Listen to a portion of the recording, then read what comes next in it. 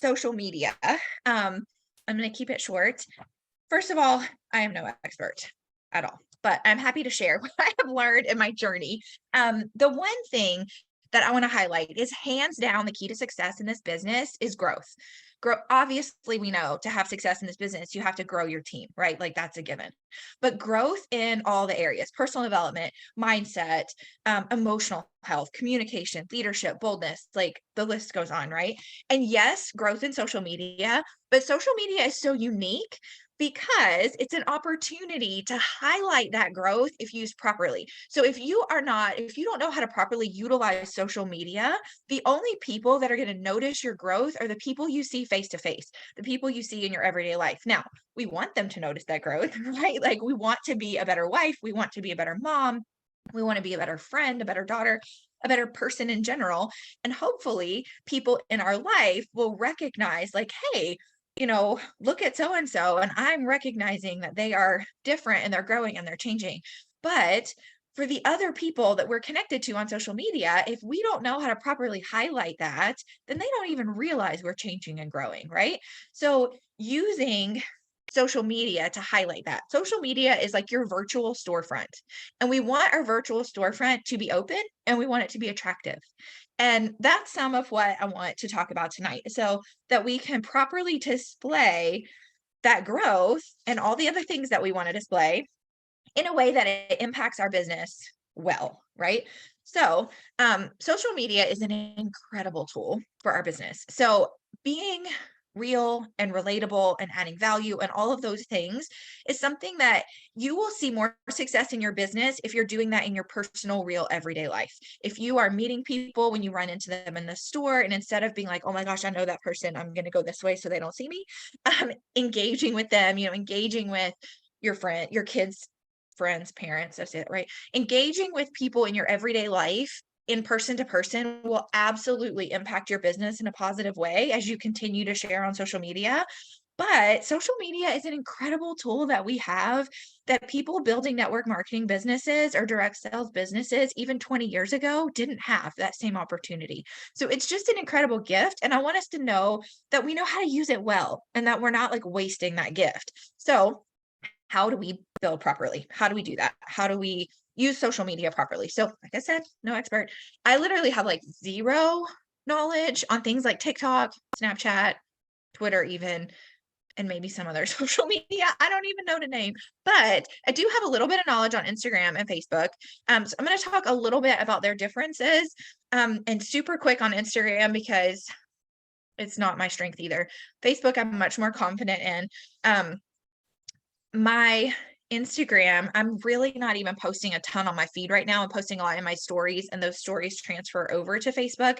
So I will highlight Instagram, but I will leave the experts to you to go to YouTube and watch, for other people that have a little bit more info than me. So, Facebook in general, what are the differences of Facebook and Instagram? So, Facebook is a place that is a network of people in your life that you have some sort of connection point with. So this is a huge difference from the opportunity of Instagram. So Facebook, I could do an entirely separate call on how to effectively grow on Facebook.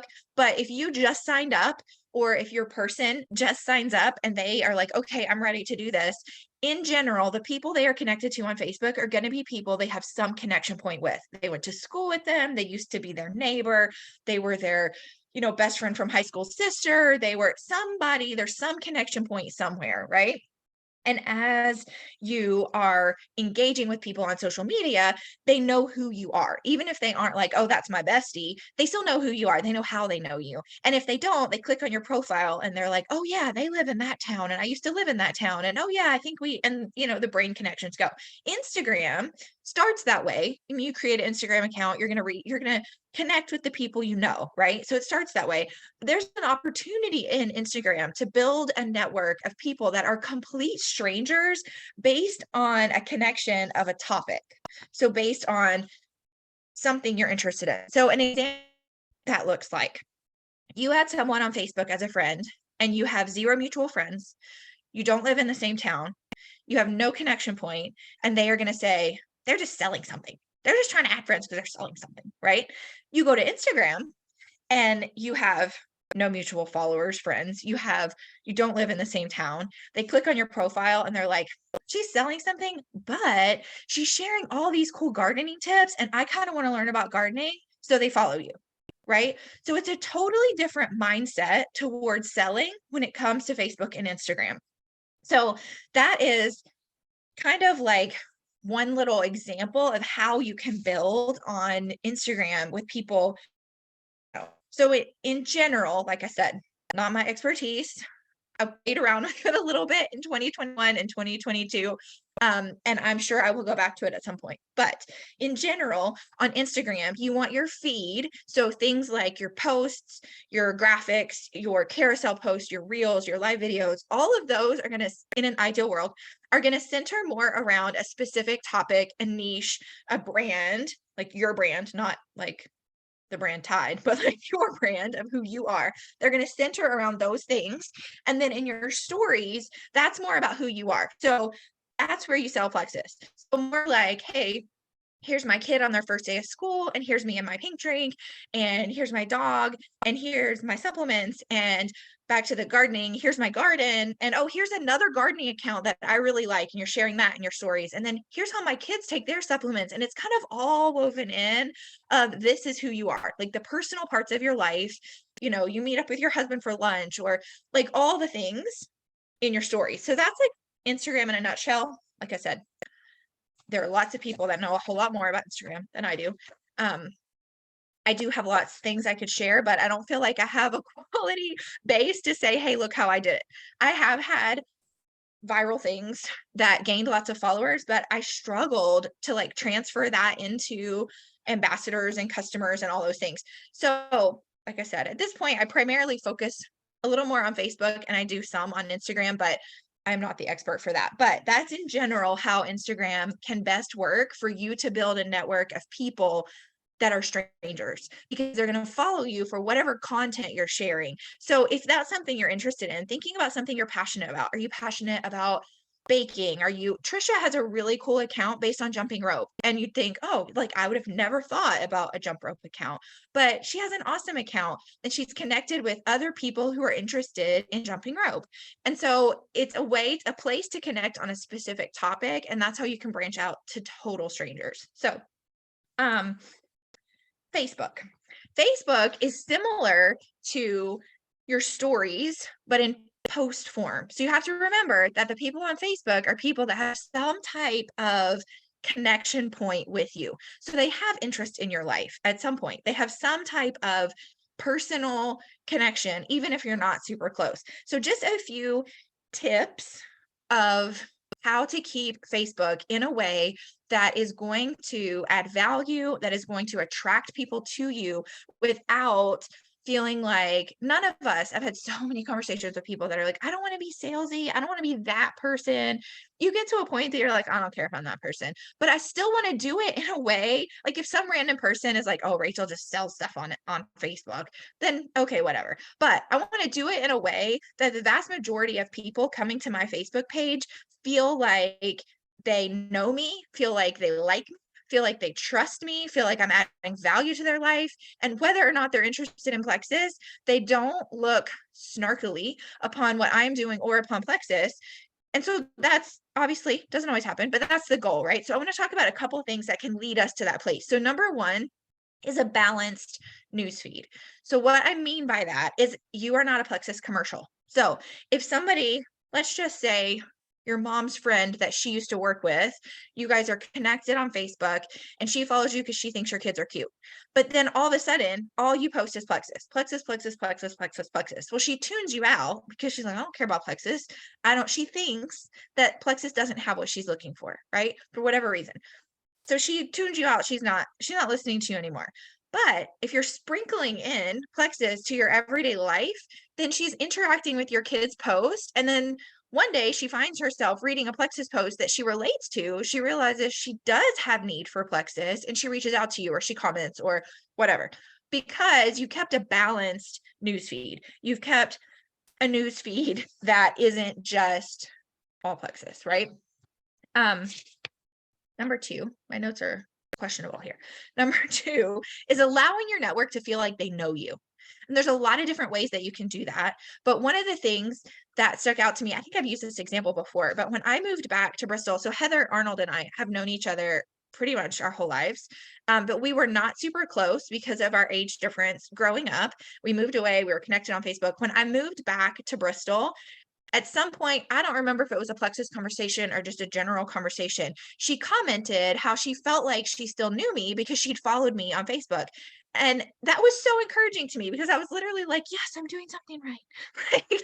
But when you share who you are in a real, normal way, people have this little window into your life. And even if you don't feel like you know them, they feel like they know you. That builds trust and it builds that internet relationship. It's how people become internet friends versus internet strangers, right? So sharing things about your life. This could be something as simple as the other day I shared that my son wanted an ice cream cake for his birthday and I was looking for recipes, and then I didn't stop there.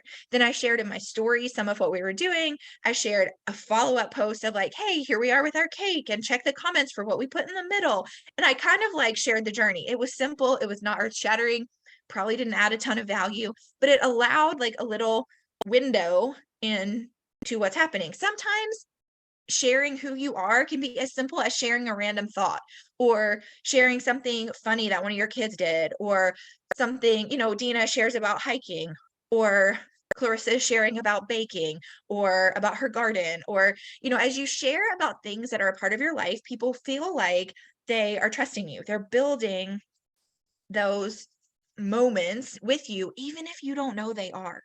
Like, even if you don't know that they're watching, Christina has said so many times, and same for myself and any of you that have been posting on social media for a while, there will be people that I don't even remember I'm connected to on social media because they never post, they never comment on my stuff. I will run into them in real life and they'll make a comment about something I posted. And I'm like, oh, they are watching.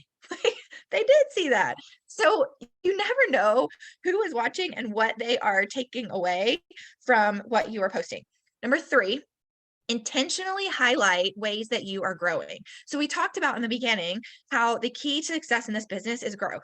So working on intentionally highlighting those things not only builds trust, but it also begins to set you apart as someone who is not just adding value, but it sets you apart as someone to learn from.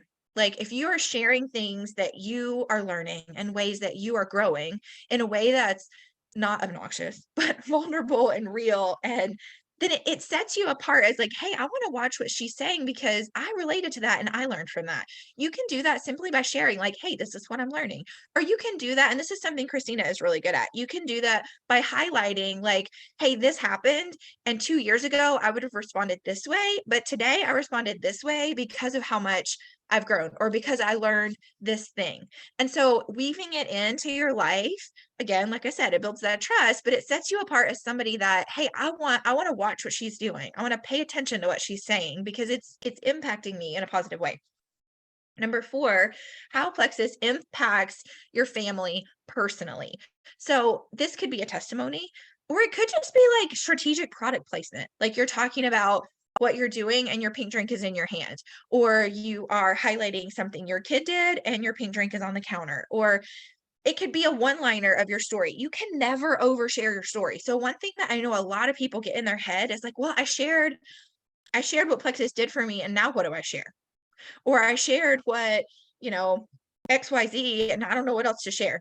So number 1, you don't have to share everything that Plexus has ever done for you all in one post over and over and over and over. Yes, you can share what Plexus has done for you all in one post if you want to. There are times that I try to squish in as much as possible in a story happy format, right? But there are times you can just share one little snippet in a different way, and you can share a different snippet next week, or you can share the same snippet in the same way. So, example, instead of saying, my knees no longer hurt because of Plexus 4 times a week, yes, I've talked about how my knees no longer hurt with Plexus. So then next week, when I talk about how I went hiking and my knees didn't hurt, I'm so grateful that I found these supplements. It connects, it reinforces, but I'm not saying the same thing. It's not annoying. You know what I mean? So like reinforcing different aspects of your story, telling it different ways, highlighting different people in your home and how that's impacted them, but it's still your family. So it's still you, it's still personal, it's still that connection point, but you're bringing in Plexus into your story. And then through all of that, you're sprinkling in other Plexus posts. So through all of those 4 things, through all the things you're posting, like I said, Facebook is more similar to like stories in post form. So it's about your life, it's about what you're passionate about, it's about who you are, it's about also these Plexus supplements that are impacting me, right? And then throughout that, you're sprinkling in testimonies or informational posts or a sale or and it's all kind of cohesive, right? So frequency matters less than the fact that you're just doing it. So many times people get in their head and they're like, well, I haven't posted in 4 days. So I need to make sure I post this and I post this and I post this before I post a Plexus post. No one is, well, very rarely are people sitting at home looking through their feed and being like, why hasn't Nicole posted today? I haven't seen Nicole. And they're scrolling, they're looking for Nicole. Most of the time when people are scrolling, they're thinking about whatever is in front of their face, unless they're your really good friend, right? They're thinking about whatever's in their face, front of their face, whatever they're seeing. And when you post, it's like, oh, there's Nicole. And they keep going. They're not keeping track of what you posted about last week. And you posted about one kid, but not the other kid, or you posted about your pink drink, or you know what I mean? We overthink everything. Don't overthink it. Do your best and post it. And don't stress over having to make it perfect because it is an incredible tool, but it's only an incredible tool if you use it. And as you use it, you learn. So as you learn, as you're posting, you learn like, okay, I posted this random thing and I got so many comments and so many people related to it. And I just thought it was silly. And you learn what your network responds well to, right? And then you can intertwine your Plexus into those things. So a few practical tips to end out our call. Like I said, pay attention to what gets traction in your network. Some things will get traction in your network that would go nowhere in mine, and vice versa. So, a little bit of a tip is after you have a very high profile or high traffic post, example, yesterday was my son's birthday. I posted about our ice cream cake and I posted a picture of me and my son, and we got lots of comments and lots of reactions. After you have a high traffic post, then relatively, within the next day or so, make a Plexus post. Because what happens with the Facebook algorithm is as you engage with people and as people engage with you, Facebook is like, oh, these people like each other. So they show each other, they show you and that person your stuff, right? So if a bunch of people have commented on one of my posts, well, I'm going to post something Plexus. So then they see that too, right? And I want to encourage you if you're like, yeah, but none of my posts ever get more than this many comments or this many likes, that is okay. That is okay. Guys, I started Plexus in 2014, and I remember in 2019, so do the math, that's 5 years. I remember in 2019 telling Christina, I feel like my Facebook is finally getting the traction I wanted it to get. It takes time. And meanwhile, I was already Emerald. So it takes time to build the social media platform and content that you want, that has the engagement that you want. And it doesn't mean that you're not signing people in the process. Like people are seeing your stuff, they're seeing you grow, they're seeing your family, they're relating to you, they're learning to trust you. And as you mix in all the other aspects of our business that we're not talking about tonight, the reaching out to people, the following up, like all of that, it all works together and you're building a business as you're learning and growing in all of these areas. So if you are like, yeah, but you got X number of comments on your son's birthday post, I didn't always. So don't compare yourself to something that somebody else posts and they get tons of stuff because who knows what they've done to build that, right? Know that you can build from where you're at. One thing that I love to say all the time, unrelated to social media, is any skill needed to be successful in network marketing can be learned. Any skill. You literally cannot fail at Plexus. You can only quit. I promise. You cannot fail. So it just might take time. If you recognize, hey, I'm doing these things and nothing's happening, then there's probably an area of growth that you need to have, either in social media or in another area. And sometimes it just could take time in building. So, the algorithm based on interaction, right? So one thing, yes, you're working on posting things that add value, that are real. Yes, Clarissa, yes, yes, yes. Don't compare your chapter 1 to someone else's chapter 12. You're working on, posting things that people will engage with. right? And that's great. But in the meantime, you can also work on engaging with them. I will say, set a timer on this or it will swallow your whole day and you'll be like, oh my gosh, I just wasted so much time on social media. So be strategic of who you're interacting with. If you have a list of potentials that have talked to you about Plexus, make sure that at least once a week you're engaging with them on social media unrelated to Plexus. Comment on the posts they're making, message them about, they post a recipe that you're interested in, message them what about the recipe, or message, like, think of ways to interact with them intentionally that are separate from Plexus, because that builds the algorithm and it also reminds them you're a normal person and you're not just trying to like attack them for Plexus. And that brings me to the next thing, next little practical tip. I am always looking for reasons to message people. I can be friends with somebody on Facebook and I run into them in the grocery store and we chat and I leave. When I get home, I'm going to message them. Hey, it was so good to run into you. I loved seeing you. I love seeing little Johnny. Or I can't wait to try that recipe you told me about. Like, I'm looking for reasons to message people. If somebody posts something, instead of just commenting on it, maybe I'll message them about it, because messaging builds that deeper connection. You can reply to people's stories as you're scrolling through stories. You can reply directly to their story, and that's another like form of message. Okay. Plexus posts, a little tip on that.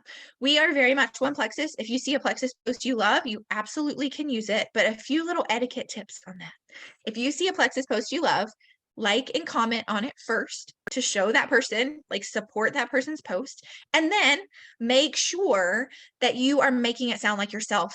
I have literally seen posts that I have written about being a pastor's wife and having 4 kids, and somebody takes it and copies it and uses it, and then somebody else takes it and copies it and uses it, and then I see somebody that I don't even know posting my post about being a pastor's wife and 4 kids, and they're 80 years old, and I'm like, okay, what is happening here?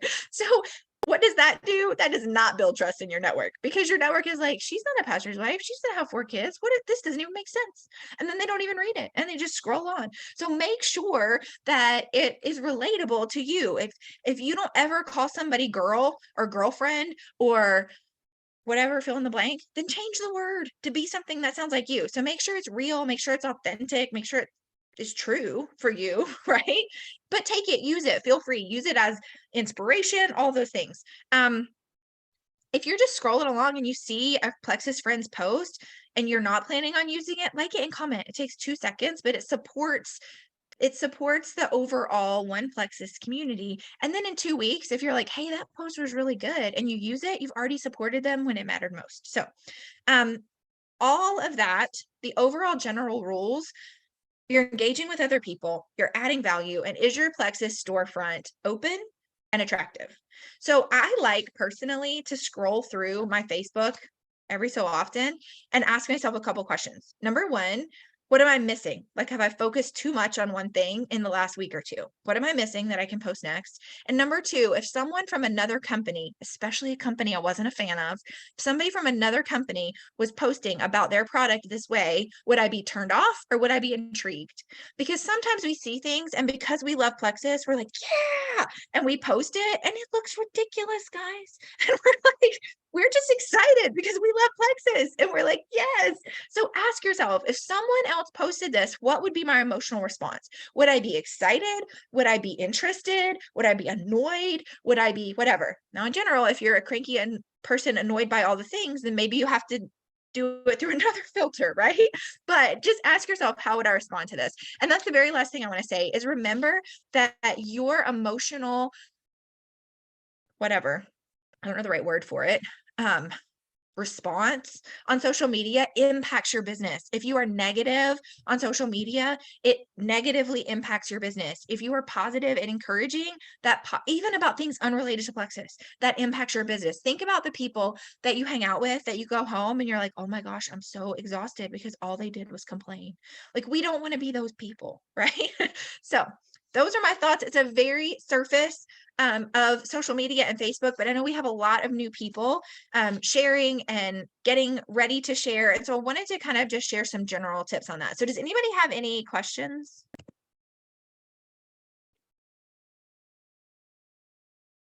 No? Okay. Have a good night, guys. And you have a week left to earn your iPad. So chop, chop. I'm working on it too. Good night, guys. Good night. Thank you.